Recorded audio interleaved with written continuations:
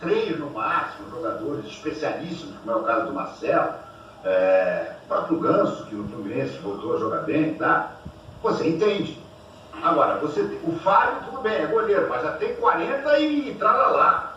O Felipe Melo não acaba um jogo hoje em dia sem se estourar. O Marcelo, ele não é mais lateral esquerdo.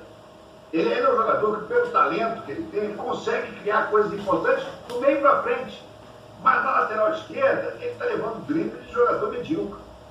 Então, a chegada do Renato Augusto me parece uma coisa assim, um raciocínio meio tosco assim. Não, o Ganso não aguenta jogar direto. O Renato Augusto também não. Então, quando não jogar o Ganso, joga o Renato Augusto. E quem é que garante que os dois vão se machucar ao mesmo tempo?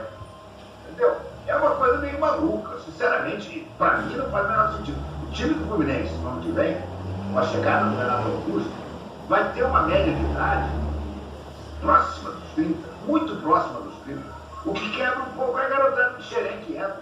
Mas você vê com o potencial de ser titular o Fábio, o Felipe Melo, o Marcelo, o Ganso, o Renato Augusto e o Cano, gente. O Cano tem 35 anos. Você vai dizer, o Cano está performando. Tá, realmente está. Mas até quando? Então é o seguinte, é mais de meio time de balzaquianos para cima.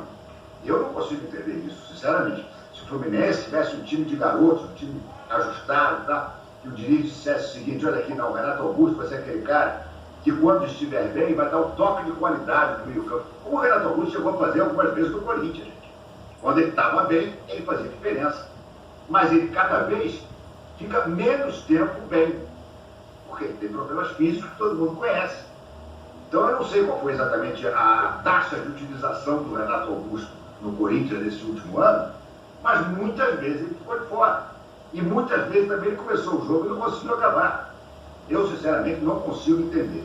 Agora, tá negócio, ganhou a Libertadores, o Fernando Diniz é o técnico da moda agora, né? E agora, com essa confusão toda na CBF, imagina, aumenta as chances do Fernando Diniz continuar como treinador, porque tem muita gente que é fã dele para a seleção.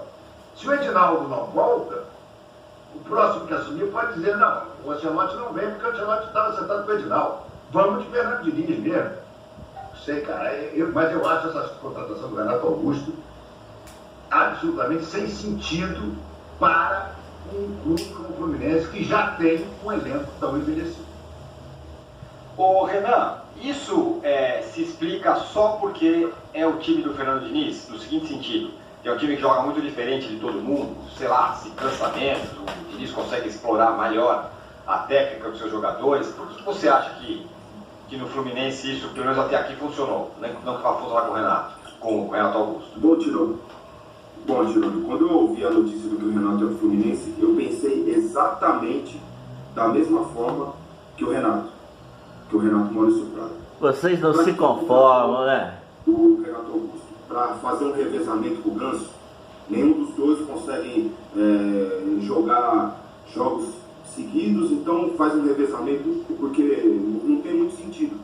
E o mais agravante de tudo isso, o que o Renato também citou, tira a oportunidade de bons valores que tem Xerém.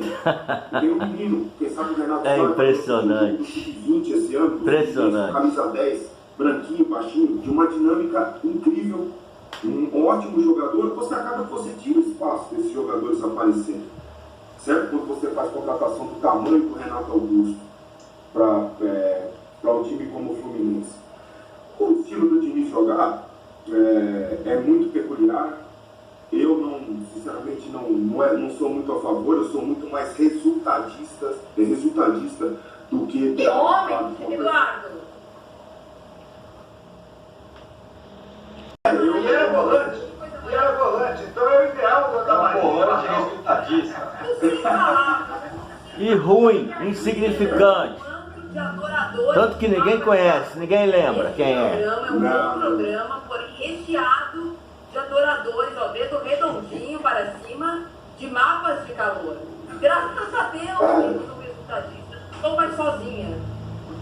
Bom, Marília, se o mapa de calor, se a posse de bola, se o número de passes, o número de estiver aliado ao resultado, perfeito. Se não, eu prefiro o resultado, certo? Então eu sou assim, sempre fui assim. Coisa que você nunca teve, né? Eu jogava e hoje... Você jogava? Futebol, Jogava onde? Quem é você? Futebol dessa forma. E o Diniz, é claro que ele não está muito preocupado com o resultado, ele está preocupado com a performance, com aquele estilo de jogo dele. Sem contar que o estilo de jogo do Diniz é um estilo que você, é um modelo de jogo, vamos dizer assim, que você tem que treinar muito. Vem cá, uma pergunta. Treinar demais. E tem jogadores... Bicampeão carioca, bicampeão da Taça Guanabara, campeão da Libertadores, chegou ali em 7º lugar do Brasileiro, brincando, chegou até a semifinal da Copa do Brasil, e principalmente, né, campeão da Libertadores, não tem resultado não. Vocês são uma piada. Mas pô, você faz o primeiro passo pro volante, aí sim, o volante dos meios tem a responsabilidade de armar jogadas. No time do Diniz, não. A armação da jogada começa no pé do Fábio. O Fábio, ele toca na bola 30 vezes por jogo, 40 vezes por jogo, que não é comum. É mais comum você ver isso no time do Guardiola. Não é tão fácil você ver. E é o estilo do modelo de jogo do Diniz, que na seleção brasileira eu acho muito difícil dar certo. Por quê? Porque não tem tempo para treinar. Ele pode até escolher os jogadores com as características, por exemplo, para esse modelo de jogo, mas não tem tempo de treinar. Eu já vi o Casemiro jogar mal, mas eu nunca vi o Casemiro perdido dentro do campo. Na seleção brasileira, o Casemiro está perdido dentro do campo. O Bruno Guimarães, eu já vi ele jogar mal na Premier League algumas vezes, mas a gente está falando de um dos principais meio-campos da Premier League, quem sabe a maior liga do mundo. Ele no time do Diniz fica perdido dentro do campo. Eles estão inconformados. O Diniz estuda muito bem. Pode dar certo com esses jogadores tudo de inconformados. É Marquinhos, é Gabriel Magalhães. Na minha opinião, estamos com alguns problemas nas laterais, ambas, na direita e na esquerda. Estamos com alguns problemas de escolha, de possibilidades, enfim. Mas você é capaz, buscando o mundo afora, os brasileiros do mundo afora, capaz de escolher time, jogadores para executar aquele modelo, mas não tem tempo para treinar. Então, vamos para o resultado, para não ter que ouvir agora. É a pior campanha da história da seleção brasileira, a seleção nunca perdeu para a Colômbia, a seleção não sei o quê, a seleção fazendo não sei quantos anos, sofreu mais gols em 6 jogos do que... e o cara vai fazer milagre. Ele vai fazer milagre. Performance, mas ele tem que absorver isso daí também, esse tipo de crítica. Então, é muito mais fácil você ir ajeitando as coisas, vamos dizer assim, com um resultado positivo. O único jogo, entre aspas, consistente que o Brasil fez foi contra a Bolívia. E assim, com todo respeito à Bolívia, time limitadíssimo, diferente do Fluminense, que ele consegue ter o tempo de trabalhar, mesmo muitas vezes não tendo os jogadores com as características para executar aquele modelo. E mesmo assim é campeão, né? Sou resultadista. Você é patético. Olha, meu computador faz efeitos, ó. Olha o efeito, ó. Deixa eu contar uma história que me chamou muita atenção. O Felipe Luiz tá dando entrevista em quase todos os podcasts. Aí, claro, tá livre, leve, solto, tá? Mas ele falou uma coisa que eu achei interessante do Fernando Diniz. Ele disse assim, olha, eu acho legal, eu acho interessante, é inovador essa história. Você juntar 8 jogadores no lugar onde está a bola. Ninguém faz isso no mundo. Agora, eu vou dizer uma coisa para vocês. Se ele jogasse pela Premier League, nem longe. Se ele jogar na Premier League com isso aí, toda vez que ele perder a bola, ele toma um gol. Pois é, exatamente. Mas lá Premier League, cara. Vocês estão falando de Premier League, cara. O Fluminense jogando em casa. O Corinthians fez 3 gols no Fluminense e o Roberto perdeu um inacreditável dentro da pequena área. Dessa forma. Então, repete, o que você falou é perfeito. Jogar a Premier League, ele não só vai perder, como vai tomar goleada.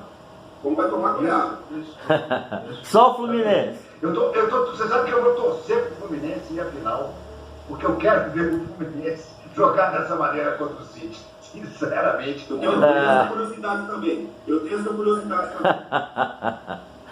Vocês estão inconformados. Ô, Renato, eu vou te contar um negócio, viu? Chega, essa daí foi a essa história do Landim que você escreveu. A maior demonstração de que eles não se conformam, de que eles estão desesperados. E aí estão torcendo contra, estão secando. É isso aí. Continua secando. Que está dando muito certo. Certo para nós. Enquanto vocês secam, nós vamos ganhando. Patéticos.